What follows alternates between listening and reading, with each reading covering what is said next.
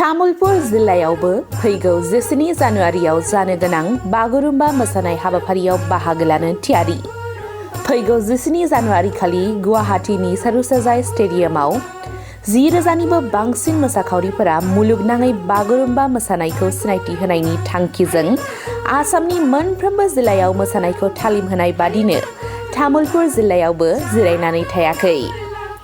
बेजोंनो लोब्बा लाखिनानै तामुलपुर जिल्लानि बेन्दोङाव थानाय तामुलपुर जौसिन गेजेरारि फरायसालिनि गेलेग्रा फोथाराव बागुरुम्बा मोसानायनि तालिमखौ होगासिनो दं।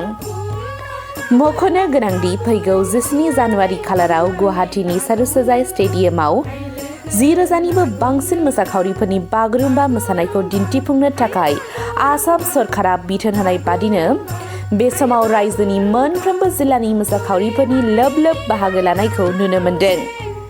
बेबादिनो तामुलपुर जिल्लायावबो सा 691 मोसाखावरि, सा 40 खाम दामगिरि, सा 24 सिफुं सुगिरि, सा 15 सेरजा दामगिरि, सा 2 मेथाइ रोजाबगिरि, सा 2 जथा दामगिरि, सा 2 जाबख्रिं दामगिरि आरो सा 31 फोरोंगुरु बिथांमोनहाबो बाहागो लानो थियारि जानायखौ नुनो मोन्दों।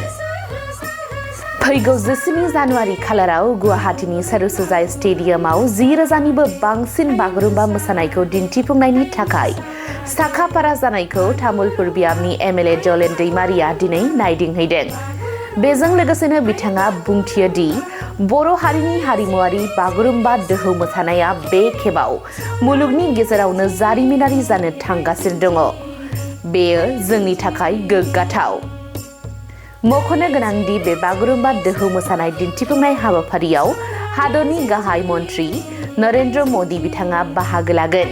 बिथांजों लोगोसे आसामनि गिबि मन्त्रि डक्टर हिमन्त बिश्व शर्मा आरो आसामनि हारिमु बिफाननि मन्त्रि बिमल बराजों लोगोसे गोबां मन्त्रि आरो एमएलए बिथांमोनहा 12 जानुवारियाव भारतनि प्रधानमन्त्रि नरेन्द्र मदि बिथांनि नुजाथिनायाव जि सारुसजाय स्टेडियामाव बागुरुम्बा जि मोसाफुंनो दिन्थिनो लादों, बे दिन्थिफुंनायनि रिहार्सल हाबाफारियाव तामुलपुराव आङो दिनैहाय नायदिंनो फैदों आरो बे नायदिंनो फैनायाव नायदिंनानै जोबोर मोजां मोनदों। जोंनि जायफोर लाइमोनफोर दिनै गोबां साननिफ्राय दिनै बेवहाय रिहार्सल खालामबाय थादों आरो बिथांमोननि जि मोनसे कनफिडेन्स, बे कनफिडेन्सखौ नुनानै थारैनो जों गोजोननाय मोनदों आरो 12 जानुवारियाव जि जानो गोनां बे हाबाफारिखौ लानायनि थाखाय आङो जोंनि मुख्यमन्त्रि डक्टर हिमन्त बिश्व शर्मा बिथांखौ साबायखर बावदों आरो बिथांनि दैदेननायाव जोंनि बर'नि जि बागुरुम्बा, बे बागुरुम्बानि मोसानाय जि दिन्थिफुंनाय, बे दिन्थिफुंनाया जाफुंसारगोन होननानै मिजिंथिदों आरो आं गासैबो मोसाखावरिफोरखौ, जोंनि तामुलपुर जिल्लानि गासैबो मोसाखावरिफोरखौ आंनिफ्राय गाहाम हामलायनाय बावहरबाय। बेयाव जि मोसानाय दिन्थिफुंनाय, बेयो मोनसे वर्ल्ड रेकर्ड जानो थांगोन। दा बेवहाय बेखायनो बागुरुम्बा जि मोसाफुंनाया बेबायदि मोनसे हिउज मोनसे क्राउड बा हाजार हाजार बा रोजा रोजा लाइमोनफोरनि बिदि दिन्थिफुंनाय जायाखैमोन। दा बेखायनो बेवहाय 10,000निख्रुइ बांसिन जि मोसाखावरिफोर बेवहाय बाहागो लागोन, बे मोनसे वर्ल्ड रेकर्ड।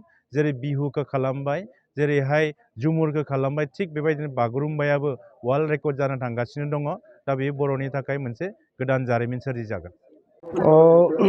जों दा बर्थमान तामुलपुर जिमानखिनि मानसि जों माबा खालामनानै थागथियारि रेडि खालामगासिनो दङ बा रेडि खालामनाया जोङो अलरेडि जानानै फैबाय। थ' दिनै तामुलपुर एलएसिनि एलेकायाव बा डिस्ट्रिक्टनि दिनैयाव ट्रेनिं होनाय जादों।